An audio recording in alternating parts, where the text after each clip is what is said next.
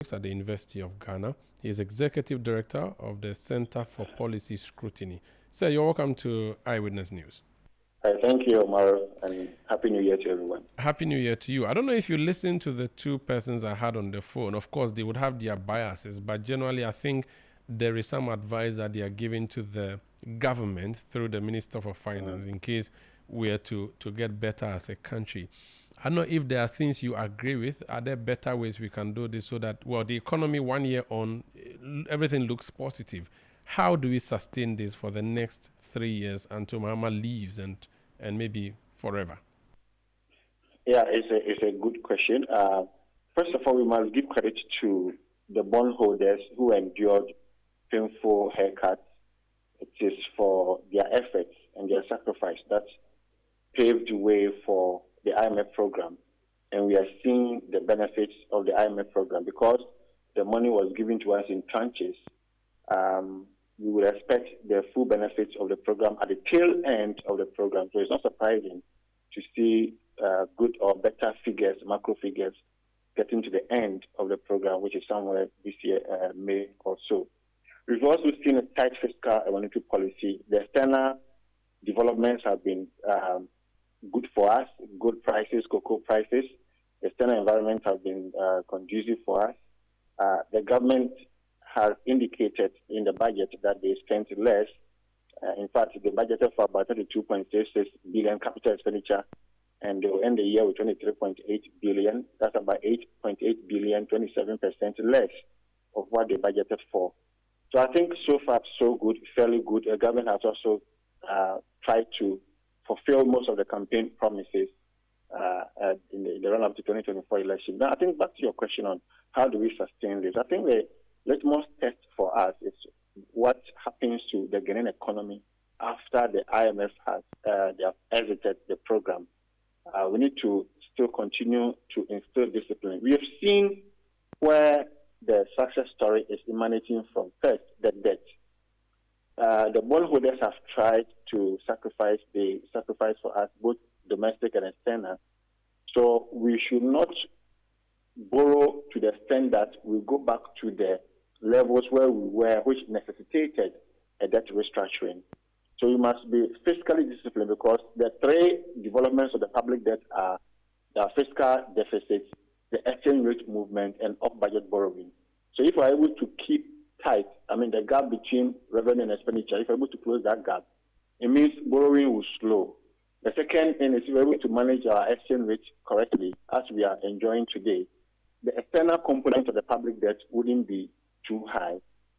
And then we should not borrow for items which are not budgeted in the budget. So if we are able to discipline ourselves, it should be fine. We can learn from Nigeria and cap the debt. Nigeria has capped their debt at, I think, 45% or so. That's a GDP ratio. But they've gone beyond that to cap the composition of the external and the domestic. So they are doing domestic of not more than 70% and external of not more than 30%. Because, when you borrow in somebody's currency, you have less control over that. So we can cap both the deficit, the budget to GDP ratio, the debt to GDP ratio, and also have a cap on the composition of how much we want from external, how much we want from domestic. Because I'm starting with the debt because it is a debt that is likely to sink almost every other variable. The other one that I will touch on how to sustain this is the Gold for Reserves program, which was started by NPP and has been continued by NDC.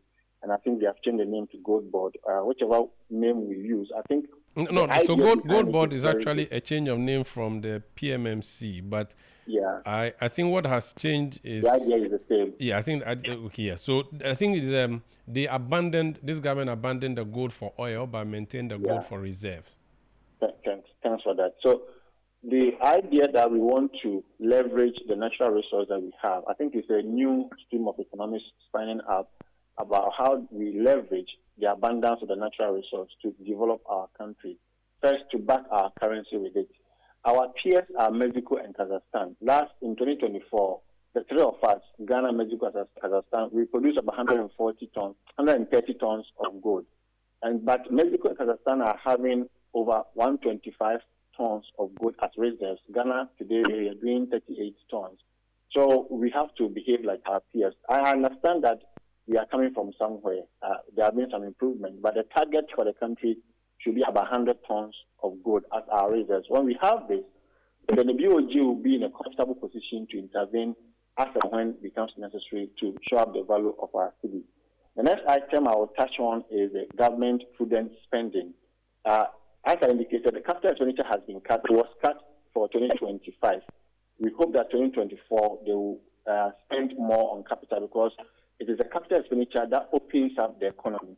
And government spending impacts on the economy of up to 42%. So if the government spends on road, railway, and all that, the economy will expand. So we expect the government to do that. And that is tied on to the borrowing, that if there's going to be any borrowing at all, it should be a project type of borrowing. It should be very prudent borrowing. The other one that I heard my friends talk about is the 24-hour economic program.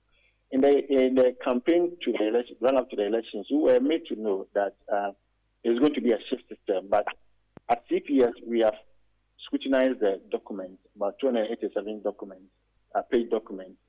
And it has little to do with the shift system. Most of the ideas in the document is talking about economic transformation before any shift system. So we didn't see any format or any schedule for a shift system in that.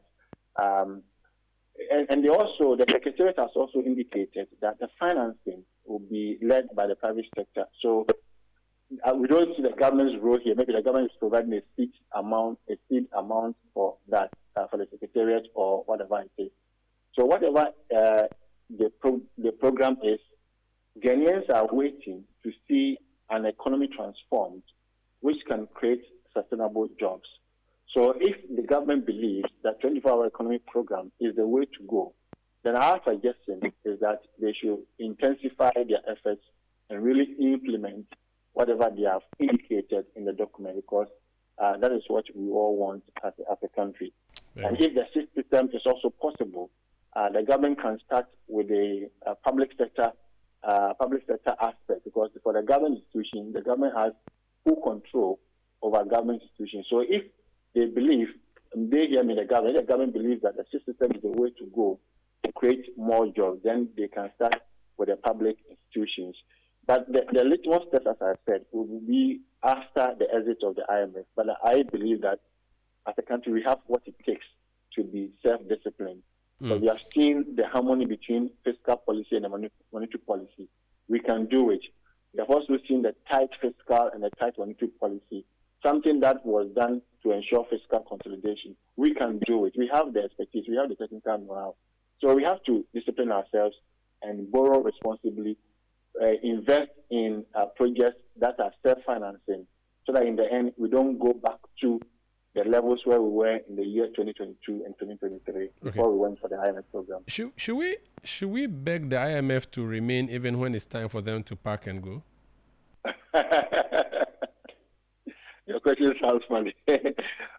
But, it depends on your position. I mean, you go for an IMF program when your balance of payments are in the negatives, you are running out of reserves, and you lack ideas. But as for ideas, I don't think Ghanaians lack ideas. Ghanaians are so brilliant. In terms of balance of payments, the positioning looks very good. We are recording surpluses from the trade balance, surplus in the current account, surplus in the capital account, so it looks good. In terms of reserves, I think we have built enough reserves, $13 billion reserves, 38 tons gold reserves. We are fine. And I'm sure we have met most of the targets that we set ourselves in the IMF documents. They will not give you the remaining tranche if you have not met the target. So to the extent that we will need the last tranche, and to the extent that we have not met on the target, then they will send it for you. Okay. But I believe Ghana as a country, we can, exit and be self-disciplined. In terms of begging them to stay, I'm not sure begging them is the way to go. We should prove ourselves that we have what it takes to manage our economy. Thank you so much for speaking to us. Thank you, too. That's Dr. Adu Sarkodie. He's Senior Economic Lecturer at the University of Ghana and Executive Director of the Center for Policy Scrutiny. This is Eyewitness News.